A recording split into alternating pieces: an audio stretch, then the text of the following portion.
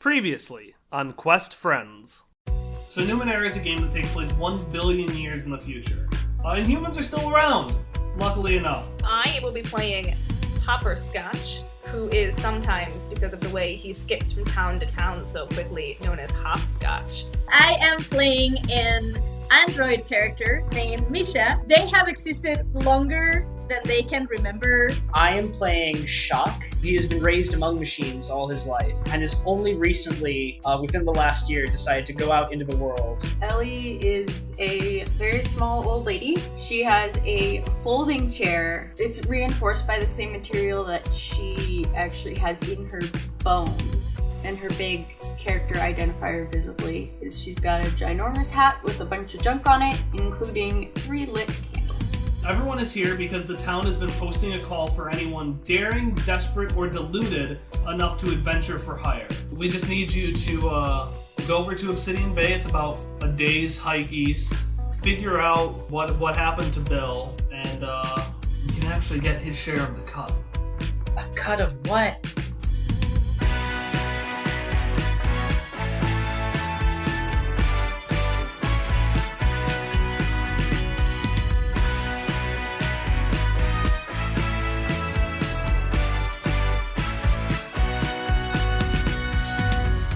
You get up bright and early from your hotel room, your cage, just standing in the middle of the street. However you chose to sleep.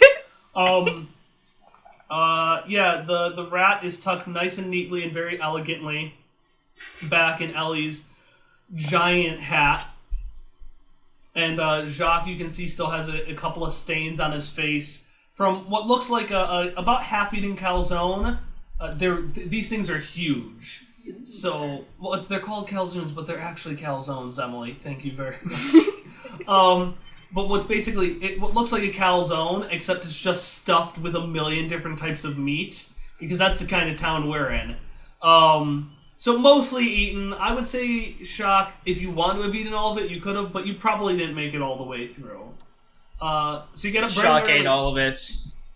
I assure you that he did. Okay, so Jacques ate it all because he is apparently an inhuman monster. So you all wake up and you head out, and the walk is, as I said, it's about a day. So let's say you get up at like 6 a.m. It's about a 12-hour walk. So it's mid-late evening when you make it to Obsidian Bay. And let me get to the part where I just... Yes. Can I make some small talk with Hopper? Yeah, what do you talk about on your way to Obsidian Bay? It's a 12-hour walk. I can say we got a couple of conversations in there. So one of the things that Michelle has wanted to ask Hopper is basically like, I believe you introduced yourself as Hopperscotch, but as I learned back in the bar, we humans tend to learn better names better if they're talking about with a nickname. So would you prefer to be called Hopscotch? No. Like, I do believe in my for investigations past of the name Hopscotch, it has been an ancient form of children's play. Are you quite experienced with those sort of games? Yes. Yes, I am. I would love to learn that at some point. To learn hopscotch? Yes, I think it is a natural tradition that all human children learn in their lives. So, in order to learn more about humans, I need to learn about the game, and what better than to learn it from an expert that is named after the game. Yeah, I didn't intend to name myself after the game. So my name is Hopper. It's Hopper. Out of character for a second, that is true, and that is knowledge that someone could glean from the Datasphere, that Hopscotch was a children's game, but that is in no way what this universe's Hopscotch is. This Hopscotch is as hardcore as fuck. Is it different? Oh, that's amazing. I told you it was different, Ellie. I forgot what it was. Oh, I haven't told you what it is yet. Just know Hopscotch is different, and it's metal as fuck now. Okay. Ellie's gonna clear her throat and say, you know that children don't play hopscotch. That's not for children. Oh. Well, they used to. See, I know a little bit of history, and it used to be a different thing than what it is now. I know what it is now, and I've played it. It's not. Can I datasphere look for hopscotch?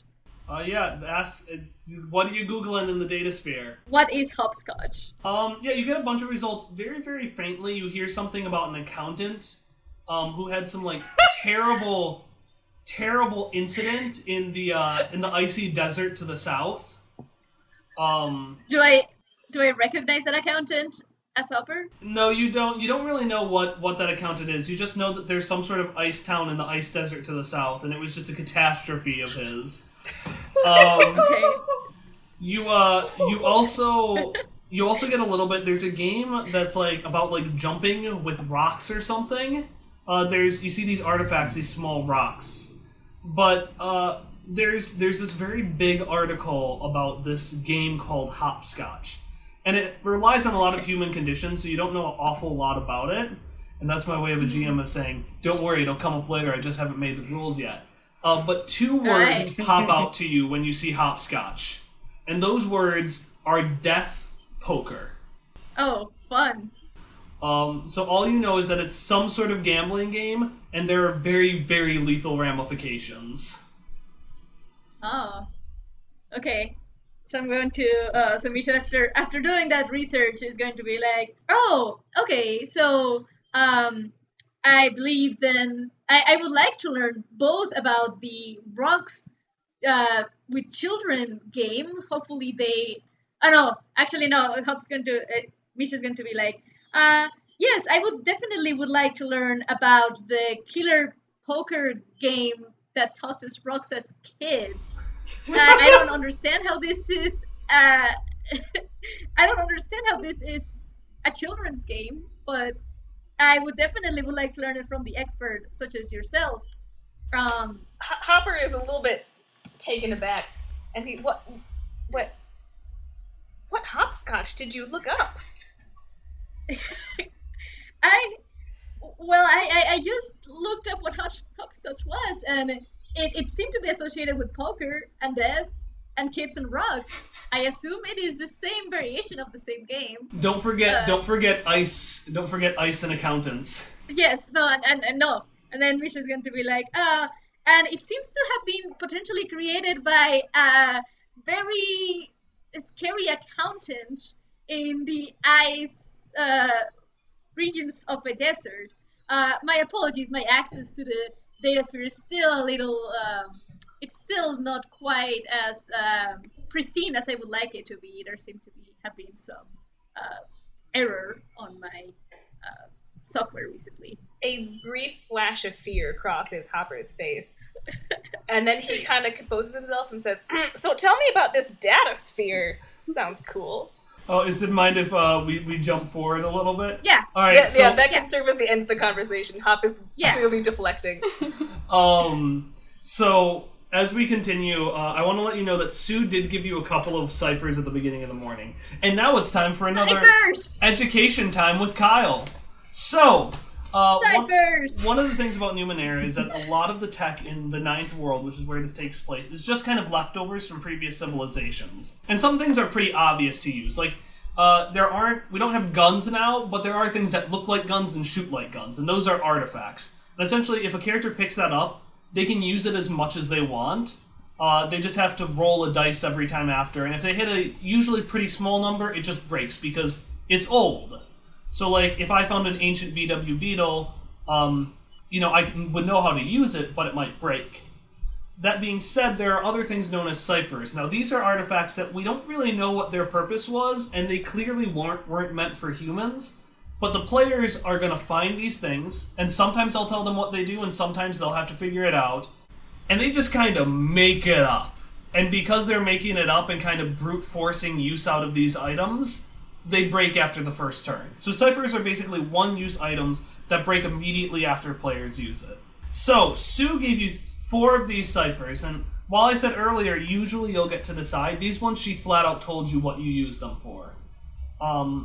So, the first one is called the Density Nodule. The Density Nodule, each time a weapon with a nodule hits a solid creature, it increases in weight, causing 2 more points of damage. So you'll essentially stick this to the end of your weapon, and for 1 day's worth of time, when you hit people, your weapon will do 2 more damage. Is anyone interested in taking that one? I'd like to hear the other ones first. Yeah. There's the adhesion clamps, which are gloves that allow for automatic climbing of any surface, and they last for 20 minutes. There's the machine control implant, which you affix to a Numenera device and control it at long range. That lasts for 10 minutes. And for some devices that are more complex, that might require a roll. If you fail the roll, don't worry, it won't break, it just won't work. And then we have Magnetic Master. These are gloves that establish a connection with a metal object that a human could hold in one hand. The user can move or manipulate this object anywhere within short range, and this lasts for 10 minutes. So an example that somebody uses is attaching it to the helmet of an enemy, and then just waving that helmet around to mess with them. So we have our density nodule, our adhesion clamps, our machine control implant, and our magnetic master. Who wants what? I would like the magnetic master. Okay, Shock's got the magnetic master. Do you have to be touching something for the magnetic to work? For the magnetic? Yeah. No, it just establishes a connection. Oh. Yeah. I like the adhesion clamp. Okay, so Misha's gonna take the adhesion clamp and can basically for 10 minutes Spider-Man wherever the fuck they want. Alright, and the last 2 things we got are the density nodule and the machine control implant. Re-explain machine control implant? Essentially, you can attach it to a Numenera device, attach it to some sort of tech, and you can control it at long range. Okay, so it's like you would put a thing on the tech and then run away and then still be able to control that tech from like 10 feet away? Yeah. Okay. I would like that one, I think, unless Emily has any objections. Because I would also be very happy with the density one. I'll take the density. And then, and then long range. Long range. Immediate is 10 feet. Short in our game is going to be 30 feet. And then long, I'm just going to say is like, it's like a mile. I know that's longer than they say, but I'm going to say long range is a mile. Okay. Because we're badasses in this game. I've noted. Alright, and then in that case, I'm going to give the last one to Ellie. Ellie, you're going to get the density nodule. Essentially, whenever you want, you can attach this to a weapon of your choice. And for the next 28 hours, which is the length of the day in the Ninth World, that weapon causes 2 more points of damage. Alright. So we ready to see what an Obsidian Bay looks like? Sure am. Yes, sir. Yeah. After a day's walk and long conversation, and I'm sure a little bit of Hop looking to trying to research the data sphere so we can figure out how to erase something from the cloud. Yep. You make it to Obsidian Bay. So Obsidian Bay, as we know, is right next to the Black Riage, which is this giant mountain range that basically separates the Steadfast, which is civilization, from the Beyond, which is not civilization, in short. And what you kind of see is you see this big, you see yourselves beneath a giant cliffside outcropping. And from this cliffside outcropping, you can kind of see there's the normal rock, and then there's this kind of smooth, almost like stone, kind of like this very smooth ceramic stone that you would kind of see classic castles made out of. And then cropping out from the mountains, you see 3 long, thick poles that jut out from the rock. And connected to each of them is a cylindrical tower that's about 15 feet high. And these kind of move in a semicircle. Kind of like if you were a really big giant, you could just use them as stairs to get up to the top of that cliffside. And connected to each one are essentially ski lifts. So I'm assuming you're going to ride the ski lifts up? Yep. Sure. Alright, so you get inside each of the ski lifts, and they look basically the same. They're nice little boxes that are they're pretty small. They're like 5 feet by 5 feet. They've got glass on all 4 sides, so you can look out at the beautiful landscapes, which in the area you are is basically dirt, more dirt, and occasional dino camel running. Is it making a dino noise? Of course. Yeah, that's what it needs sound like. They're just, nee, I'm gonna neen, nee. It's like a Waluigi dinosaur noise. And then tiny ones are, nee, I'm gonna neen, nee, nee. That's the neen, that's what they sound like now. They're like Pokemon, but worse. So you make it up the first ski lift, get to the tower, the second one, the third one, and the fourth one is taking you slowly up to the top of the cliff, but right before you reach the top, it just stops in the middle of the air. It just like shudders to a break, and you find it yourselves motionless, suspended in air. Oh. I have got this, everyone. No need to panic. And I would like to reactivate the machine by tinkering with it. Alright, let me take a look at your character sheet. Oh, you just gotta reactivate the machine by tinkering with it? I'll use my distant activation if necessary, but if possible, I'll try to start it up manually. What is it? What do I see when I examine the probable control panel? When you examine it, you kind of see you see that these things are just really horribly made. Upon closer inspection, you see DACT tape, which is the Ninth World equivalent of duct tape. That's how I'm going to name things. I'm just going to change literally one vowel. So you see that this thing is kind of... It's like motors that are just DACT taped together to just glass. So it's really, really crude, and it's very easy to get yourself in there, and you think if it would be pretty easy to fix it. So, but you got to roll a d20 in order to fix it. Perfect. All right then. Yeah, no, this is our first roll of the game, isn't it? No, I rolled perception. All right, second roll of the game. Second roll. At long last, a dice. Heart of the dice. And you said it looked very easy to fix, correct? Yeah, it's going to be easy to fix. Yeah. Okay, in that case, I won't bother spending any effort. Go dice roll. Oh, and that is a 16. That is a 16. Dang. You get that thing whirring back up again, and it just slowly and gracefully moves to the top. Before we continue, I want to explain what effort is, because that's important to explain. So essentially, instead of one health bar in Numenera, you have 3. You have one for your might, which is everything involving strength, one for your speed, which is like dexterity and dodging things, and one for your intellect, which is brain stuff, which is what Shock just did. There are 2 ways to lose health. One is getting damage. So like if I punch somebody, that's going to remove some of their might health. Another way to remove it is applying effort. Effort essentially means that whatever that limit you have to reach is easier. So if I apply 1 level of effort, something that would require a 15 requires a 12. But in order to apply effort, you just got to pull out from that pool. So if Jacques did this because it required his brain, he would have had to pull from his intellect. But he didn't use effort, and he did it anyway. And as I finish, I just turn around to the group, and he slowly spreads his hands out like this, as though he were SpongeBob, and says, "Magic." Alright, so the thing slowly moves itself to the top, and as it moves up, almost directly, like a foot away, you see this man in a giant cowboy outfit with like giant belt buckles just staring at you. And as the doors open, he turns to you and says, "Howdy, neighbor! How can I help you today?" Howdy, Hop says, and again extends his hand for a handshake. Alright, not Jacques. Hop, I'm gonna do a GM intrusion. No, okay. So what a GM intrusion is a GM intrusion is basically my opportunity to mess things up for the players. But in reward, they get an experience point, and they get to give an experience point for somebody else. Experience is basically what characters get to do one of 2 things. Level themselves up to make themselves stronger, or, if they're lame, do something like re-roll a dice roll that didn't work well. So, Hop, you're going to get 1 experience, and you're going to give it to, you're going to give 1 to somebody else. So who are you going to give the other one to? I'm going to give it to Shock, because he just fixed the thing. Alright, so each of you have 1 experience.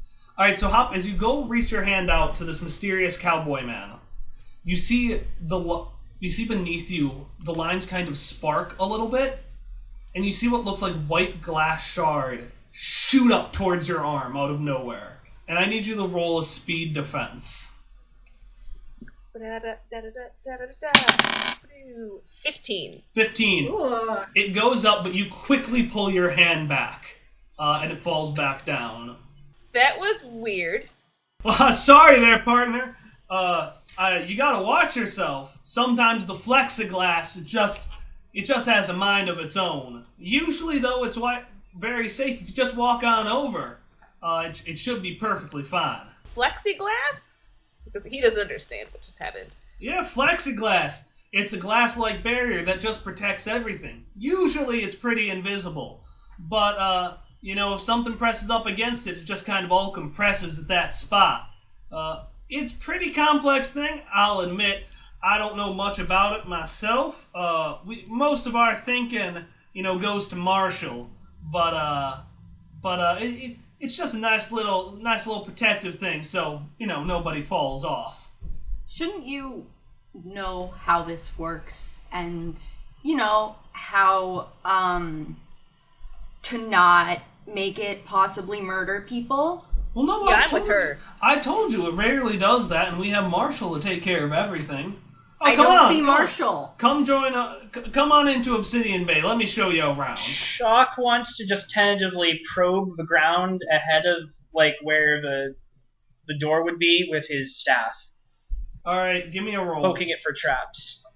What sort of roll would this be? Just a D20. I mean, might, speed, intellect. I'm gonna say intellect. Okay. I changed my mind. I'm not gonna use that for it. Oh, a natural 20. Oh! Natural 20. You poke around, and surprisingly, you don't actually look like an idiot, just pressing the ground. But that was a fluke. It's not gonna happen again. Whatever All right. this thing is deactivated, and somehow it got a spark of energy. Somehow it got a spark of energy. Well, with my natural 20 very well spent, obviously, Shock is going to tentatively step out of the cart and onto the ledge. That's the feeling, neighbor. We don't live together. I am not your neighbor. Thank you, neighbor.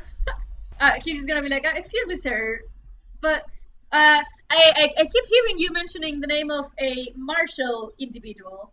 Who is this Marshall? Oh, Marshall, he just runs the town. He's a friendly guy. He's very, very nice. But don't worry much about him. Marshall isn't important. Here, I'm Gus. He extends his hand to you. Misha's gonna extend their hand and be like, oh, well, greetings. My name is Machine in Suit of Human Armor, or just rather Very Intelligent System, but you can abbreviate my nomenclature as Misha Jarvis. That is a beautiful name, Machine in Suit of Human Armor, or just a rather very intelligent system. I will be sure to remember that. Oh, Misha. Oh, I am quite flattered. No one had really used the full pronunciation of my nomenclature before. Well, people just don't understand that kind of stuff. Take on a step in and take a look at Obsidian Bay. And he kind of motions toward, and you're going to see the rest of Obsidian Bay. So what you see is kind of a flat, it's kind of, imagine like a cobblestone courtyard area. In the center of it, you see this, I have this all written down word for word. Why am I not doing this? Alright, as you find your footing, you get a good look at Obsidian Bay. It seems to be built on an ancient structure made out of this ceramic castle-like stone, which is what the towers you were climbing was made out of as well. About 100 feet in front of you are large, spiraling columns that protrude from the mountain, but sink further and further back into the dirt as they move out from the center. In the middle of these columns, there's a box-like shape about 20 feet high with a door. To the left and right of you are two trapezoidal buildings with large arches or rods that kind of jut diagonally into the rock. Although, for the right trapezoid, that rod seems to be kind of broken a little bit. It's still there, it hasn't fallen to the ground, but right where the trapezoid should be connecting with it, it's all kind of broken and busted. There's also a cliffside dirt pathway right next to the columns, and then a central fountain overflowing with a dark, coarse fluid. Most notably, however, are the obsidian tiles of varying sizes littered just everywhere. You've got these black obsidian tiles connected, on the walls, on the floors, a little bit on the spirals. They're just littered everywhere, which is probably where its name came from. There also seems to be a prominent amount of broken wood and wood shavings. Yep, this is Obsidian Bay. Beautiful, isn't it? As I said, my name is Gus. I run the shop around here, and he points to the trapezoidal building on the right. Feel free to stop by any time if you need to purchase something. I do not possess any monetary investment right now, but when I do possess it, I will make sure to stop by your store, kind human Gus. He looks very puzzled. Monetary investment? Oh, I do believe not you, understand what you are saying. Oh, sorry. I believe you. The common term for that is money. Money? I do not understand what you're saying. Huh. Interesting. I believed that you owned a shop that accepted currency. Do you accept other things as payment? Payment? I do recognize that. Payment, we take in form of information. Things new and exciting. Like, he points down to this weird, like, it's like a kazoo, but has, like, this trumpet thing that's dangling from your side. Like that! Marshall has never seen anything like that before, and we would love to have it. Misha's just going to, like, grab it, like, really possessively and be like, excuse me, but I did spend all of my currency payment, or as you would call it, information, on this magical set piece that it appears to be very, very pleasing for human ears. So it is not. It is something that I will not give as currency for you, kind human Gus. My dear apologies. Oh, that makes sense. Is there anything else you want to know? Well, I still am not entirely sure as to the relevance of your boss, Marshall, since you keep saying he is not quite important, but you keep saying that he is in charge, and I believe that this is sort of a contradictory statement. I apologize, I cannot say more about Marshall. Shock is going to cut in quickly and telepathically say to Misha, I don't trust him. We should be very careful what we say to him. But why? He is acting like someone who wants something from us. And we know that another person went missing here. You have to be very careful around humans. They sometimes want to steal machines for themselves. Steal? Why would they want to steal something? Not all humans are good. I potentially disagree with that statement. You might not have been human long enough to know that information, but I will try to I will listen to your advice. He obviously is not as trustworthy as I thought, as he wants my very precious kazoo instrument. As you're talking, Gus is just staring at you, unblinking, and he says, "Is there anything else I can do for you?" Well, they're staring telepathically at each other. Hopper is going to ask, so we're looking for someone named Bill. Bill Turing? Was that his last name, Turing? Yeah, Bill? I do not understand what you are saying. I'm looking for someone named Bill Turing. Bill Turing? I do not understand what you are saying. Like, you don't know the person, or you don't understand my question?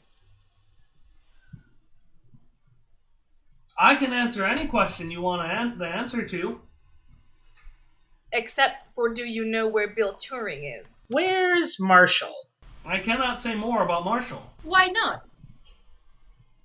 Is there anything else you would like to know? Hopper's standing next to Ellie, so he's gonna look over at Ellie and give her like a, what is his deal type look. Well, if that is all you require, I will be on my way. Please visit my shop at any time. Have a good day, neighbor. With that, he turns heel and walks back into his shop. I don't live by you. Is he anybody's? Is he neighbor with any of us? I know it's not Shock's neighbor. No, he's just using that as a familiar term. You know, like, hey, buddy. It's kind of weird, but it's fine. He's a creeper, and we need to be safe around here. We've gotta find out what's going on before someone tries to jump us. It's getting dark out, so we need to be safe. If anyone else calls us neighbor, we know there's something wrong with the entire town, and we should just find the nearest powder keg and take care of any obstacles, such as overly friendly townspeople. Well, let's make sure they are just overly friendly townspeople instead of horrifying monsters before we blow up the town. But yeah, no, I agree. We should be alert. So, of the next places you can go, I'm going to remind you of the places. There were the 2 trapezoidal buildings, to which Gus went to the right one. You have in front of you, you have the spiraling towers that seem to have a door entering inside of like a box in front of them. And then there is the pathway up the mountain.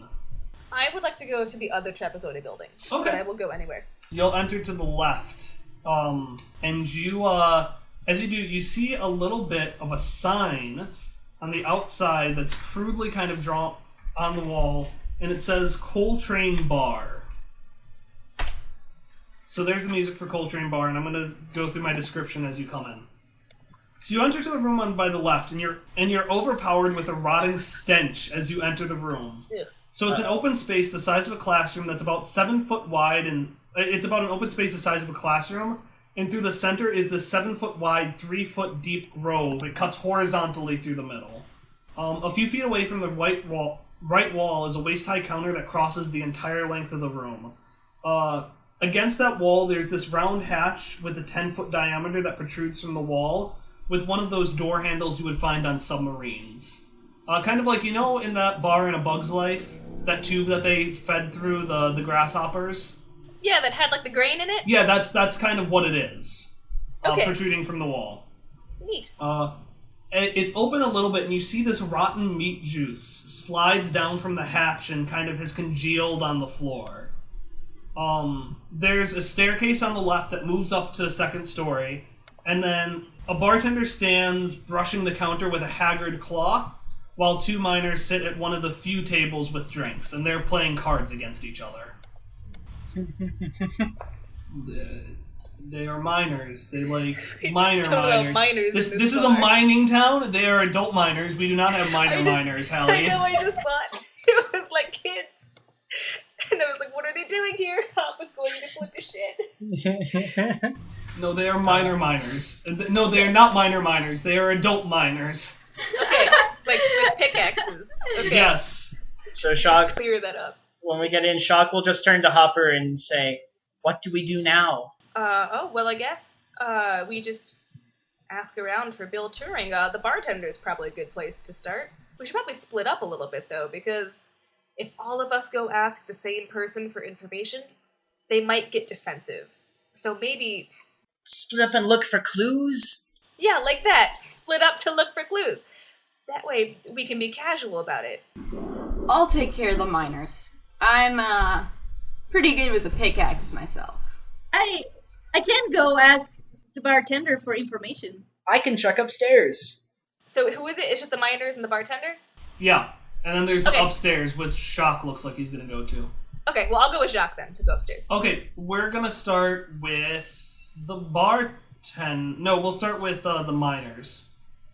Alright, so Ellie, you walk down to these miners and you see them playing cards.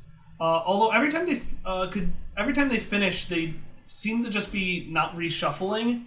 They just seem to be playing the same hands over and over. So you already got an idea of how bright they are. You see 2 of them. One has a name tag that says Sal, and he's the smaller one. And then you see this bigger guy with like a bunch of like tough mining gear attached to him, with a name tag spelled Geoff, which you assume is Jeff. And they're just playing cards against each other, and they have kind of full glasses of drinks to their side. And you see the one with the name tag say Jeff say, Sal, you beat me again. I'll get you next time. You haven't shuffled those, right? Oh, hello there, lady. That's Sal. Well, hello there, lady. Would you like to play one of our card games? I only play for money. And, I've heard you don't have that here. Sal looks at you weird for a second. Money? I do not understand what you're saying. Under her breath, Ellie is just like, okay, let's go find the powder keg. Look, we're looking for a guy. Do you know what a guy is? Oh, yeah, I know a guy. I'm a guy, I'm Sal, and this, and you see the one with the G-O-F-F, turn over to you, I'm Geoff. That's nice. Would you like to play a game, lady?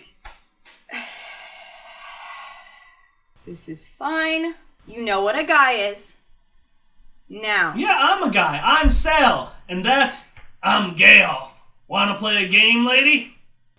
What's the dude's name again that we're looking for? Oh, I thought you were... I was like, they just said their names twice, Emily. No, you were looking for Bill Turing. Do you know who Bill Turing is? They both look confused for a second. Like, together, they kind of turn over, and you see them say, together, Bill Turing? I don't recognize that name. She's gonna lean down to place one hand on the table between them and look into both of their eyes. Are you sure about that?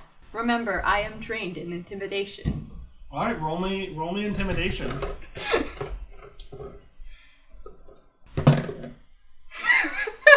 Okay, that was an 8. They both look scared. Especially Geoff. He's like, well, I'm sorry, ma'am. I don't know this kind of stuff. We usually just ask Marshall. Where's Marshall?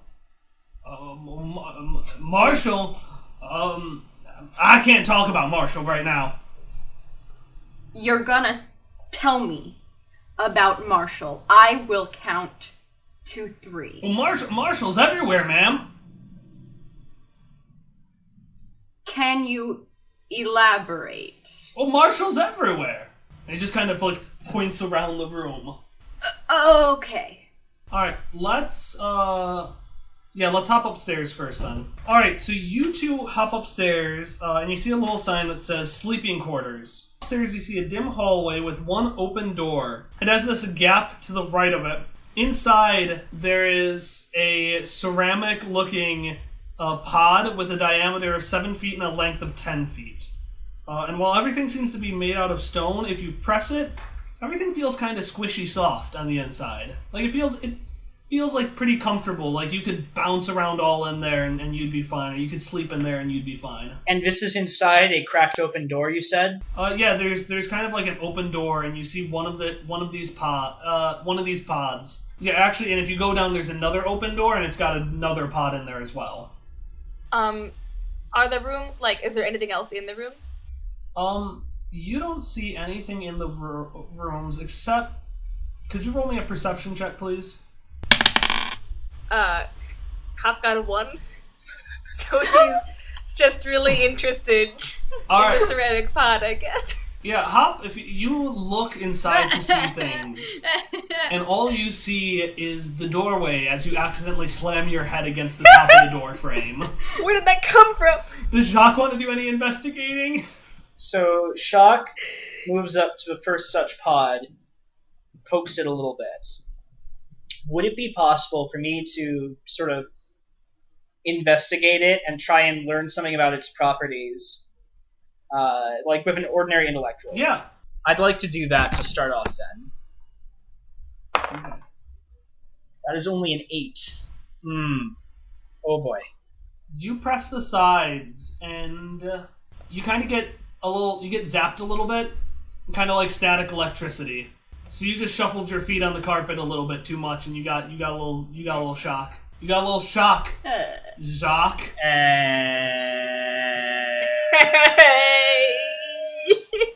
We chose such good names for puns. In that case, Shock will turn to Hop and say, "Don't worry, I can still fix this. Should the nanospirits accept me, I can learn all about these things." And he'll sit down on the floor and cross his legs and hold his fingers to his temple and commune with the data sphere. And I will burn my one question to the GM per day and get a general answer. Alright, it's a little different from Misha, because Misha, they're Googling. Yes. You're communing with the spirits. So you're basically communing with the data sphere.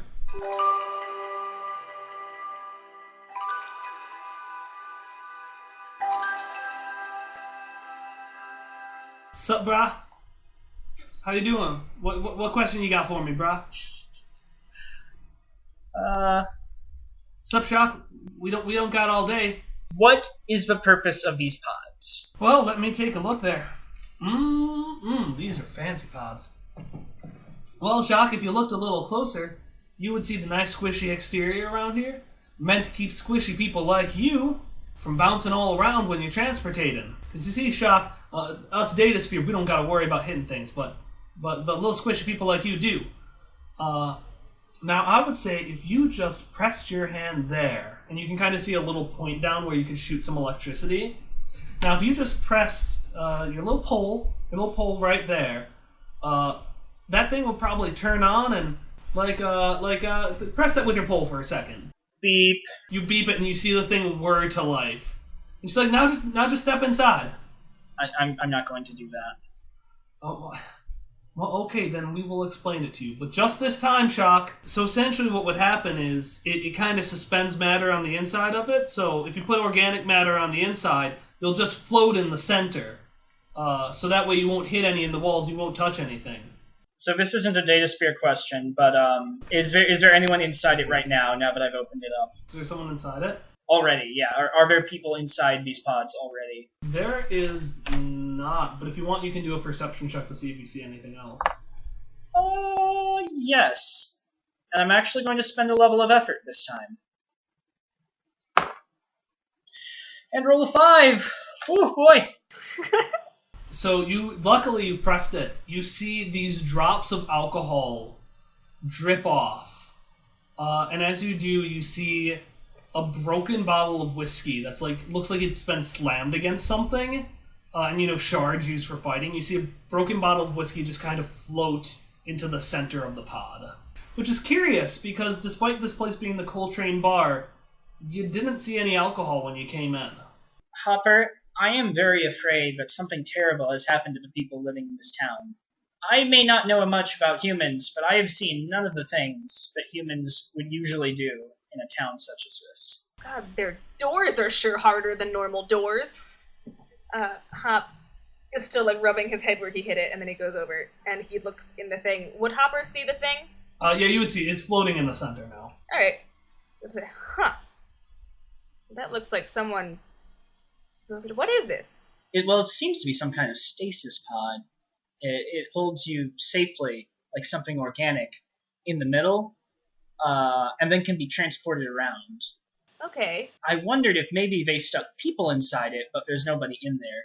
Just broken glass and alcohol. We saw a second one of these in another room down the corridor, right? Yeah, you saw something down the corridor.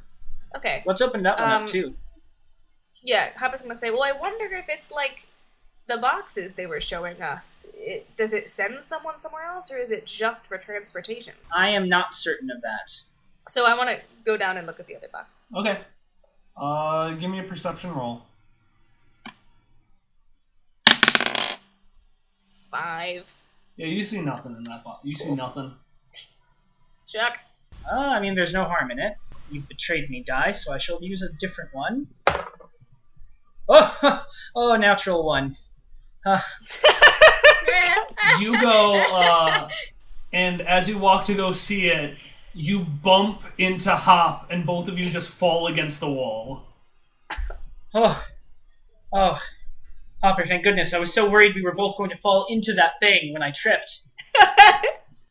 I know, right? I am so sorry about this. I think it's time to move down to Misha at the bartender. Yes. If that's alright. Okay, well, while all of these exciting adventures are going on upstairs, Misha is approaching the bartender, and they're asking the bartender, salutations, unidentified bartender. Do you mind if I asked a couple of inquiries about this location? Well, hello there, friend. Is there anything you would like to purchase today? Oh, no, not purchase, unfortunately. I do not have any sort of monetary currency or information to give, but I would like to ask some questions. First, I would like to ask if you know anything about the whereabouts of Bill Turing. Is that his last name? Yes. Yeah. Okay, Bill Turing. Bill Turing? Well, I don't know anything about... You've been asking about Bill Turing a lot, haven't you? Is he your friend? Oh, I personally have not been asking about Bill Turing myself, and he is definitely not an acquaintance of mine that I can recall. Perhaps he is. I cannot recall it if he is. But I have never asked you specifically this question before. Oh, thank goodness. Well, I don't know anything about... Bill Turing is unidentified. Well, it is not unidentified. He has a name, which for me, that is the proper form of identification of a person. Do you just mean that his whereabouts are not known? I would not ask more about Bill Turing. If he is not a friend of yours, then it does not matter. Oh, well, it still does matter to me. However, if you do not want to answer me those questions, would you at least mind to tell me where the whereabouts of Mr. Marshall are? Mr. Marshall? Well, I can't say anything more about... You've been asking about Marshall a lot, haven't you? Again, I personally have been asking about Marshall a lot. Yes, he is not my acquaintance, if that's what you're asking. You have talked a lot about Marshall lately. You and everybody in this town. I've already told you who Marshall is. Marshall is everywhere. I do not understand this concept. Marshall is everywhere. And he starts waving his hands around. I've already told you this. That is very well. I appreciate the information, human. I will confer somewhere else. And then I want to go and look for Sog and Hopper. Awesome. All right. So Emily just asked me if she can roll to see if she could hear that. A 12. Let me look. Yeah. So as Coltrane, the barkeep, says, I've already told you, and explains about Marshall. Ellie does overhear that. Okay. Ellie's Does she approach? Yes, she's eyeing him very suspiciously. Misha. Misha? Yes? Yes. Do you know anything about the data sphere? You know about that, right? Well, I indeed have access to the data sphere on a daily basis. I can commute with it and get information. If you're connected, can you connect with other people? Because they're all saying the same thing. It is mostly a one-way communication with it at this point. Though I do believe that there might be something more hidden that I just haven't had the capabilities to reach into yet. Because it's everywhere, right? Yes. Well, so is Marshall. Apparently. Do you believe that Marshall is the data sphere? That doesn't make sense. He'd be in the data sphere, not the data sphere. The data sphere is not named Marshall. Coltrane perps up. Speaking of inns, we've got a great one upstairs. Would you like to stay the night? I think we should confer with the rest of our party. I think that's probably a good idea. Is there anything else you would like from me? Please no. Have a great day. And then Coltrane goes back to washing that exact same part of the bar that he had been washing earlier. Ellie's gonna lean over to Misha. Wait, Misha's really tall, right? Yes. She's going to go on her tiptoes then. And kind of grab his scarf and pull him down. Their scarf. Yes, thank you. And pull them down closer. You saw that too, right? That's weird. That's creepy. I am not quite experienced with human beings, but I have not encountered any behavior like this before. So yes. It looked more machine-like. Yes. Let's go now. Let's go. I don't like it here. Alright, so what's everyone doing? I mean, I figure at this point, Hopper and Shock will probably come back downstairs, meet up with everyone else. Can we? I just imagine now, like like in the Legend of Korra, where like we are going to go meet them and they are going to go meet us, and then at the same time we go like, this place is crazy. Like Crazy sales on late night on late night inn visits. Come on over here if you want to know anything more. Run. Misha is going to say, I am not certain people here are human, and if they are not behaving like one, as long as my information about humans go. Question for the GM: is there any kind of like a registry that people who stayed at the inn would log into, like by Coltrane the barkeep? Yeah, I'd say there's one right next to there. Okay, Jacques, tell them about the weird cans we found. And then Hopper wants to go over to the bar and try to look at the sign-in sheet for the inn. Specifically for Bill Turing's name. As you go to look at it, you see Coltrane just casually but very firmly puts his hand on the book and says, "Well, hello there, friend. Is there anything you'd like to purchase today?" Well, I was interested in a room, but the thing is that I don't know if your inn is any good or not if other people haven't stayed here. Well, I can assure you it is the best. And you hear Sal and Gayoff say at the same time, "Yes, it is the best!" Well, you are a little bit biased since you work here. Look, I got a recommendation from a friend, but I want to make sure this is the inn that he stayed at, so can I just double check that his name is on this sign-in sheet? Give me a roll for persuasion. I'm trained in pleasant social interactions, but I don't think that's persuasion at all. 8. 8? Alright, he eight. gives you a long, cold stare and says, "Well, of course, but you gotta promise to stay the night then." Okay. Alright, he opens it up. Will do. And you see the list. You see a bunch of names you don't recognize, but it flips over the most current page. So you see names. Some of them are like, Sue Strongarm has stayed here a couple of nights, about 4 months ago. In the past 3 months, though, you only see 2 names. One of them is Hansen. Hansen. Hansen is at the top, and then in very elegant handwriting. And then beneath Hansen, you do see Bill Turing. Okay. So does it have like a logout date for Bill Turing? No, it doesn't seem to have login or logout dates. Just names? Okay. Just names. Just names, and it does have dates of when they came in. Which is why those are the only 2 in the past months. Oh, okay. It's a video game inn. There's only ever 2 rooms. A lot of people can't stay here, like only like one person. No, it's a really small town, and remember, it's outside of the... Like, most towns work for the Queen. Obsidian Bay and Rhubarb are some of the few that don't work for the Queen, so nobody wants to go there. Because they don't have good shit. So then Hop is going to ask, is anyone currently staying here? He looks down at the list, and he slides a pen over to you. "Well, you are, friend." Right, Hop says.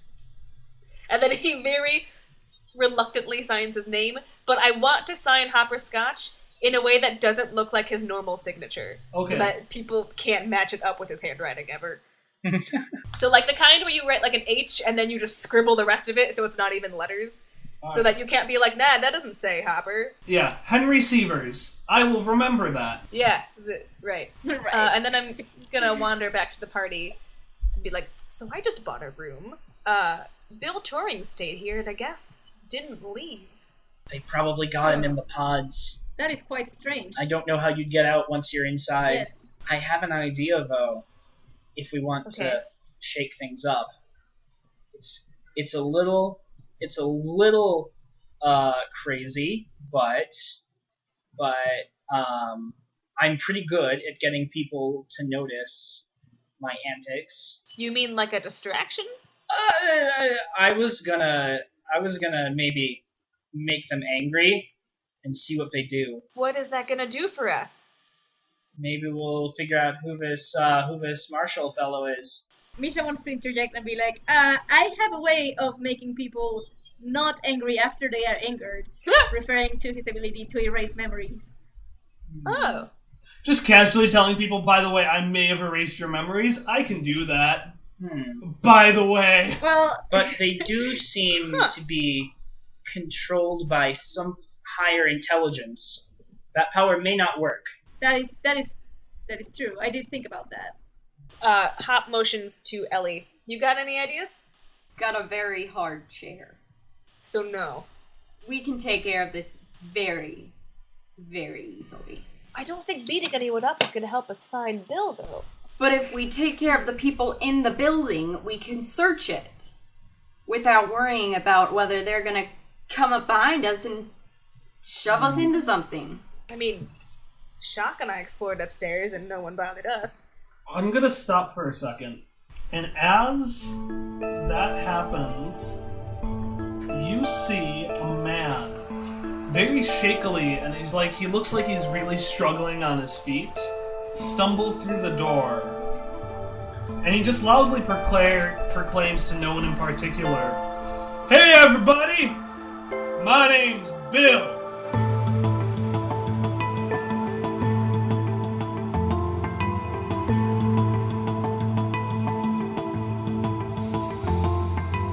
It looks like our party has gotten themselves into quite the pickle. Thanks so much for listening to episode 2 of Quest Friends, the one where things actually happen. I'm sorry this one took a little bit longer to come out. I made the mistake of thinking I could edit it all the night before, and then Premiere just wasn't working for me. I'm going to try really hard to hit the deadline next time. In fact, I'm going to start editing the new episode as soon as this one comes out. Our intro and outro music, the same as last week, are Friends and Hitoshio, both by Miracle of Sound. Those 2 songs, plus any additional outside sounds I used, can be found in the description below. As can our Twitter, if you wanna, tweet at us. Or better yet, tweet about us. Because not many people watch yet, and that would just be cool. Also, it'd be nice to hear someone say, hi. So I would encourage you to look down and give that description a look. I also wanted to let you know that we are now on iTunes, for anyone who might have found us on Podbean, but not on iTunes. Although I suppose if you found us on iTunes, we're also on Podbean. That's basically everything I have to say. Again, thanks so much for listening, and our next episode will be out on Monday, October 23rd.